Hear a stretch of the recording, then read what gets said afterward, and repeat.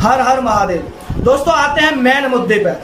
अभी आपको पता हो या ना पता हो, 4 दिन पहले क्या हुआ था, शायद हो सकता है कुछ भाइयों को पता भी हो, कुछों को ना भी पता हो। मैं बता देना चाहता हूं कि अभी 4 दिन पहले बद्रीनाथ मंदिर पे मुसलमानों के द्वारा नमाज पढ़ी गई थी।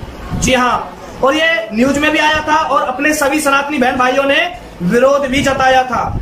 अभी क्या हो रहा है ये मैं आपको बताना चाहता हूं। अभी एक वीडियो बहुत तेजी से वायरल हो रहा है, जो मौलाना का वीडियो है, जिस मौलाना की 1.5 फुट की लंबी दाढ़ी बढ़ी हुई है, उस मौलाना का वीडियो बहुत तेजी से सोशल मीडिया पे वायरल हो रहा है। और वायरल क्यों हो रहा है? वायरल इसलिए हो रहा है क्योंकि वो मौलाना खुली चुनौती दे रहा है सरकार को, खुली चुनौती दे रहा है हिंदुओं को, खुली चुनौती दे रहा है धार्मिक स्थल को। मैं आपको बता देता हूं दोस्तों, पहले आपको ये वीडियो सुना देता हूं। ये वीडियो पहले ध्यान से सुनिए इस मौलाना का, क्योंकि अगर मैं अपने मुंह से बताऊंगा तो यकीन नहीं करोगे। तो इसलिए पहले ये वीडियो सुन लीजिए, उसके बाद इस धरती चपटी वाले को हम जवाब देते हैं। पहले ये वीडियो सुनिए। असल तो बात यह है कि बद्रीनाथ नहीं, वो बदरुद्दीन शाह हैं। ये मुसलमानों का धार्मिक स्थल है, ये मुसलमानों के इसको हवाले कर देना चाहिए इनको। वो बद्रीनाथ नहीं है, नाथ लगाया है, इससे वो हिंदू हो गए क्या? वो बदरुद्दीन शाह हैं। तारीख उठाकर देखें, इतिहास का पहले मुताला करे ये तंजीम, उसके बाद में आगे बकवास करे। वो मुसलमानों का धार्मिक स्थल है, मुसलमानों को चाहिए। मैं वहां के चीफ मिनिस्टर से मैं ये मांग करता हूं कि ये मुसलमानों का धार्मिक स्थल है, मुसलमानों के फौरन हवाले कर दिया जाए। मोदी जी हमारे इसमें आगे आए और हमारा उत्तराखंड का चीफ मिनिस्टर इन बकवासियों की बकवास को रोके, इनको लगाम दे, वरना मुसलमान मार्च करेंगे। हमारा धार्मिक स्थल है, हम उस पर जाकर कब्जा कर लेंगे। तो दोस्तों अभी आपने ये सुना कि किस तरीके से ये धरती चपटी वाला हमको चुनौती दे रहा है, हिंदुओं को। किस तरीके से ये सरकार को चुनौती दे रहा है, किस तरीके से ये हमारे धार्मिक स्थल को अपना धार्मिक स्थल बता रहा है। सबसे पहले तो इस धरती चपटी वाले को बता देते हैं, सुन ले रे धरती चपटी वाले, तेरे को इतना रगड़ेंगे कि तुझे धरती गोल नजर आने लगेगी, गोल। समझ गया ना? इतना रगड़ेंगे। मैं कहना चाहता हूं, आज ये बद्रीनाथ मंदिर पे कब्जा करने की बात कर रहा है, आज ये खुली चुनौती दे रहा है।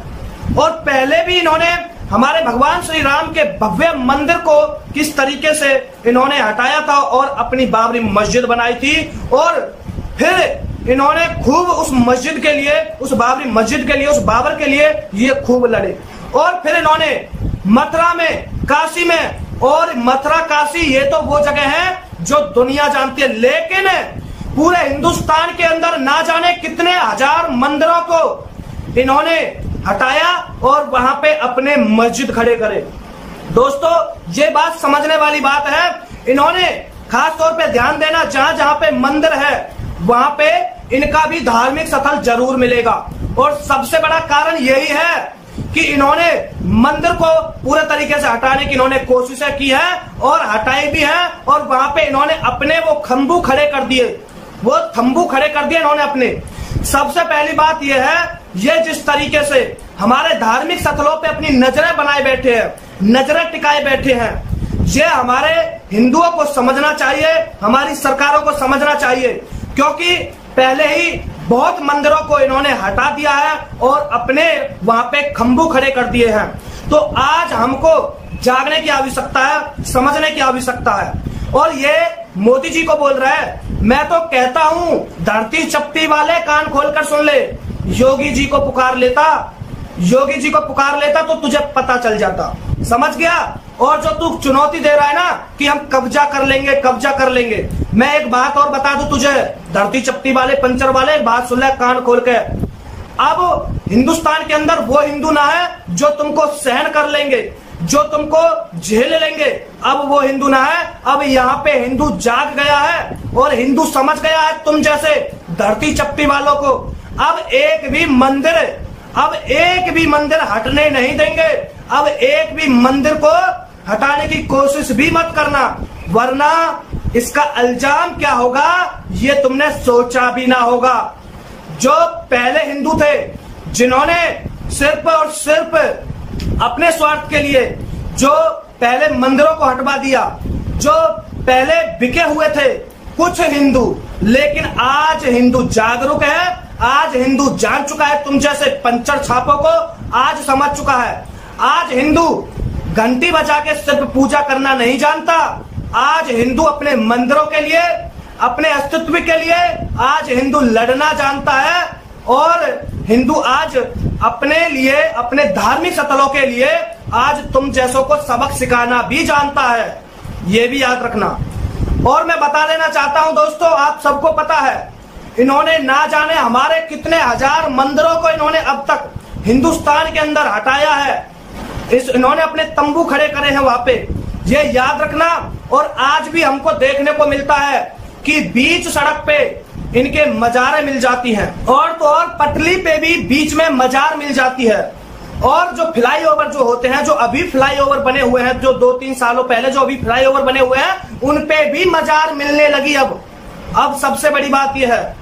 और आज मैं कहना चाहता हूं इस लंबी दाढ़ी वाले से, इस बकरे से, इस पंचर छाप से, इस धरती चपटी वाले से, कि इतना रगड़ेंगे कि धरती तुझे गोल नजर आने लगेगी, बता दे रहे हैं। आज तेरे जैसे मुर्गी चोर को ये हिंदुस्तान दौड़ा दौड़ा के पेलता है, याद रखना।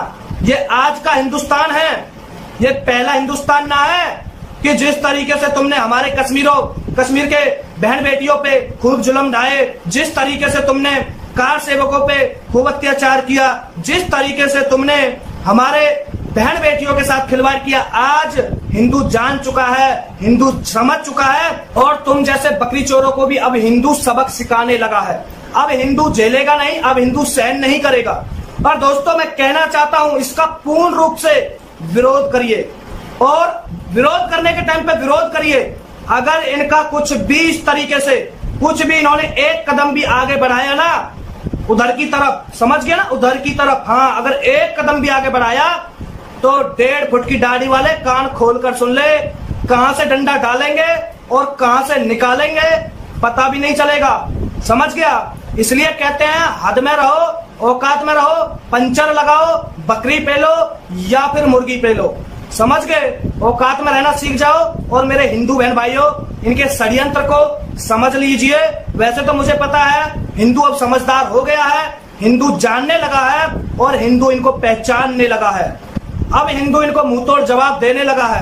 अब हिंदू अपने अस्तित्व के लिए लड़ने लगा है। अब हिंदू अपने धार्मिक स्थलों के लिए लड़ने लगा है, उनको समझने लगा है। अब हिंदू समझ गया है कि सिर्फ मंदिर में पूजा करने से मेरा धर्म नहीं बचेगा। अब हिंदू अपने धार्मिक स्थलों के बचाने के लिए एक हाथ में शास्त्र भी लेके बैठा है और एक हाथ में शस्त्र भी लेके बैठा है। याद रखना, कुछ बोलने से पहले, कुछ जबान खोलने से पहले अपनी औकात में रहो, अपनी औकात देख लिया करो कि तुम्हारी औकात क्या है, तुम किस औकात से आते हो।